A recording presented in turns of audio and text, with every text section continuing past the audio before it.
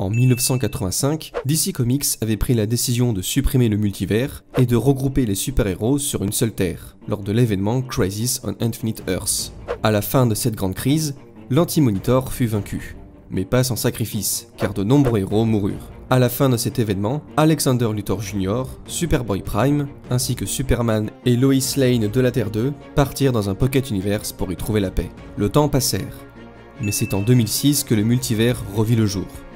Parlons alors de l'ère 52.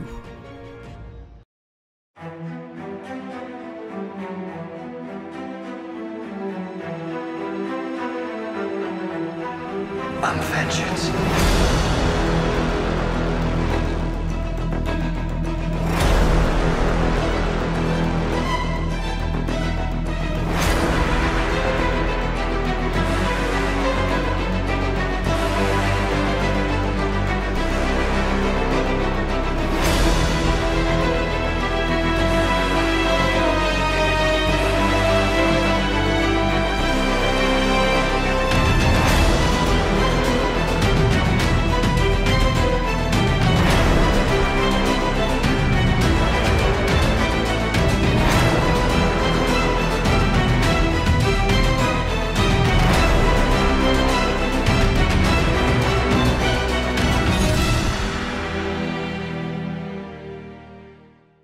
En octobre 2005, DC Comics lance la série Infinite Crisis, dont les événements font suite à la grande crise des années 80 et qui a pour but de reformer l'idée d'un multivers en y intégrant d'autres réalités, comme le Mildstorm ou le Wildstorm, ainsi que mettre une nouvelle fois nos héros à jour. En parallèle, il y a la sortie du comics Captain Atom Armageddon, dans lequel on découvre comment le Captain a recréé l'univers Wildstorm. Mais avant de parler des terres parallèles, que je ne vais pas toutes aborder mais une simple sélection, revenons en détail sur la série Infinite Crisis. Et oui, ça va spoiler, donc si vous ne voulez rien savoir, je vous laisse aller au timecode qui s'affiche.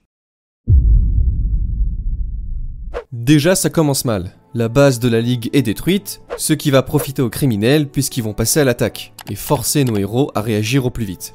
Alors que les différentes équipes de super-héros essayent de repousser les criminels, Alexander Jr., Superboy Prime, ainsi que Superman et Lois Lane de la Terre 2, décident de sortir de leur Pocket Universe pour intervenir. Pocket Universe qu'ils avaient rejoint à la fin de Crisis on Infinite Earths. Superman de la Terre 2, qu'on va alors appeler Superman 2, apprend que sa cousine Power Girl, l'équivalent de Supergirl de la Terre 1, est encore en vie. Mais en la retrouvant, il se rend compte qu'elle n'a plus de souvenir de sa Terre originale. Donc il lui explique le fonctionnement des univers parallèles. On apprend aussi que Lois 2 est gravement malade. Pensant que sa santé va s'améliorer si elle arrive à retourner dans son monde natal, l'équipe décide alors de recréer les univers détruits avec l'intelligence de Luthor Jr.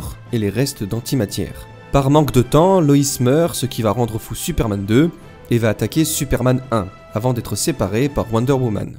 Découvrant par la suite que la personne qui a détruit la base de la Ligue des Justiciers n'est autre que Superboy Prime. Et après un combat acharné qui oppose Superboy Prime avec les autres Superman, ce dernier est emprisonné par les Green Lantern dans un dévoreur de soleil rouge.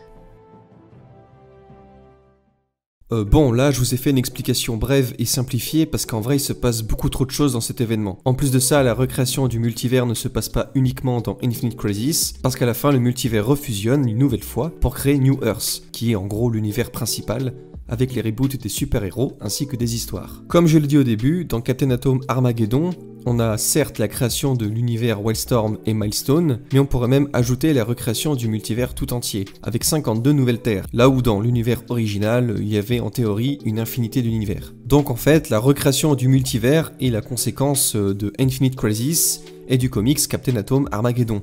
Nous avons la recréation d'un multivers, donc constitué de 52 nouvelles terres, d'un univers d'antimatière et des limbes.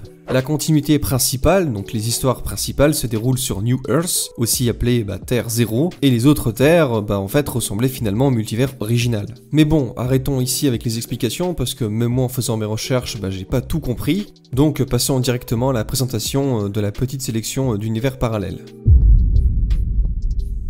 La Terre 8, autrement appelée Angor, est basée sur l'univers Marvel sous forme de pastiche. Leur équipe se nomme The Assemblers, qui reprend la phrase des Avengers.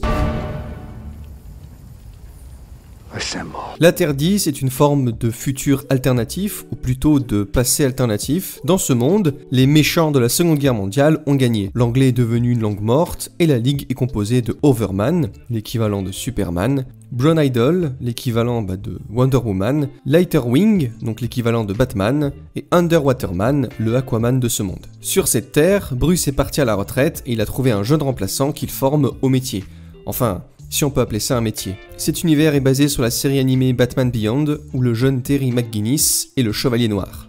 La temporalité de la Terre 19 se déroule durant l'époque victorienne au 19e siècle. On y retrouve par exemple l'histoire de Gotham by Gaslight, où notre Chevalier Noir traque un certain Jack l'Éventreur. There's a butcher in this town preying on poor women, and the Gotham police stand twiddling their thumbs. Dans cet univers, le dernier fils de Krypton n'atterrit pas chez les Kent au Kansas, mais en Ukraine dans les années 50, que nous pouvons retrouver dans Superman Red Son. Cette version de Superman est plus utopique, voire trop, qui le transforme en une sorte de dictateur qui désire tout contrôler dans le but de faire évoluer l'espèce humaine. Sur cette terre, autrement appelée le Frank Millerverse, on y retrouve les histoires de ce dernier avec la série The Dark Knight Returns, ainsi que ses suites. Cet univers a inspiré le Batman de Ben Affleck pour son côté vieillissant et ultra-violent qui n'hésite pas à tuer. Dans ce monde, on y retrouve un Bruce Wayne de 55 ans qui décide de faire un dernier run en tant que Chevalier Noir.